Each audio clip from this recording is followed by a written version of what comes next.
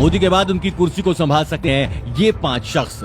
नरेंद्र मोदी के बाद कौन होगा बीजेपी में पीएम पद का वारिस, सच जान लीजिए। भारत के भविष्य के लिए ये 2 मिनट की रिपोर्ट आज आपको जरूर देखनी होगी। अपने मन बना लिया है कि 100 साल तक सत्ता में नहीं आना है।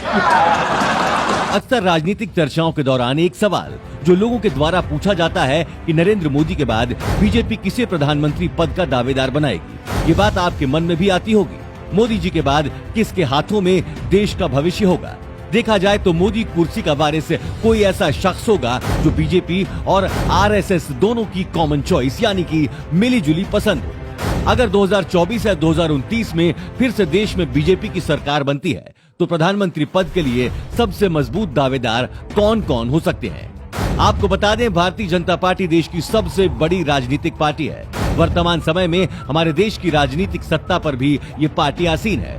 पूरी दुनिया में देश का मान बढ़ाने वाले नरेंद्र मोदी जी भी बीजेपी के ही कार्यकर्ता हैं। ऐसे में बीजेपी में कुछ ऐसे नाम हैं जिन्हें मोदी का उत्तराधिकारी माना जा सकता है। नितिन गडकरी। दोस्तों, अगर इस बात पर गौर किया जाए कि पिछले 8 साल में जनता की भलाई के लिए किस मंत्री ने सबसे ज्यादा काम किया है तो उसमें नितिन गडकरी का नाम सबसे ऊपर आता है। सड़क परिवहन मंत्री नितिन गडकरी ने जिस तेजी से देश के विकास में अपना योगदान दिया है, राजमार्गों का निर्माण करवाया है, ये वाकई काबिल तारीफ है। तो ऐसे में संभव है कि अपने काम के प्रति समर्पण और जनता से जुड़े होने की वजह से बीजेपी नितिन गडकरी को मोदी का उत्तराधिकारी बना सकती है।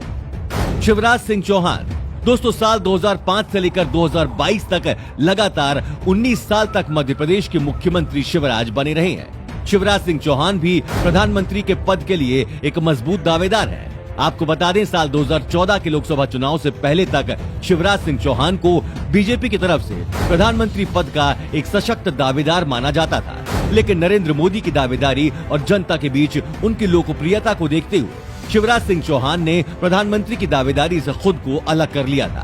लेकिन आज भी बीजेपी के संगठन आरएसएस से जुड़े होने की वजह से भविष्य में उनके प्रधानमंत्री बनने की आशंका जताई जा सकती है। डॉक्टर हेमंत विश्व शर्मा। असम के वर्तमान मुख्यमंत्री डॉक्टर हेमंत विश्व शर्मा की प्रसिद्धि भी ऊपर बताए गए किसी भी उम्मीदवार से कम नहीं है।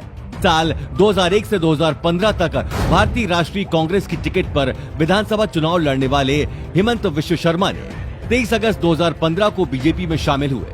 आपको बता दें, बीजेपी में शामिल होते ही इन्हें पहले ही क्रम में मंत्रिमंडल में जगह मिल गई और दूसरे क्रम में सीएम बना दिया गया था। ऐसे में ये कहना गलत नहीं होगा कि मोदी के बाद बीजेपी इन्हें प्रधानमंत्री भी बना सकती है। अमित शाह। देश में वर्तमान में गृह मंत्री श्री अमित शाह भी पीएम मोदी के प्रधानमंत्री पद के दावेदारों में से एक हैं। ऐसा कहा जाता है कि पीएम मोदी आंख मूंद कर विश्वास करते हैं तो वो हैं अमित शाह। 2014 में बीजेपी को पहली बार पूर्ण बहुमत दिलाने की बात हो या देश के ज्यादातर राज्यों में पहली बीजेपी की सरकार की बात हो, अमित की चुनावी रणनीति का दबदबा सभी ने देख लिया है।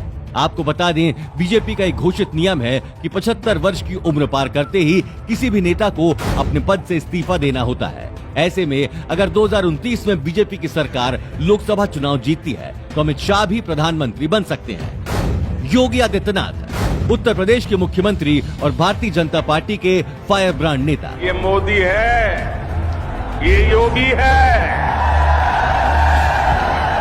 योगी आदित्यनाथ प्रधानमंत्री पद के सबसे प्रबल दावेदार माने जाते हैं। देश की बड़ी आबादी भी उनको खुला समर्थन देती है, इसलिए योगी के सबसे ज्यादा चांस हैं पीएम बनने के और देश की कमान संभालने।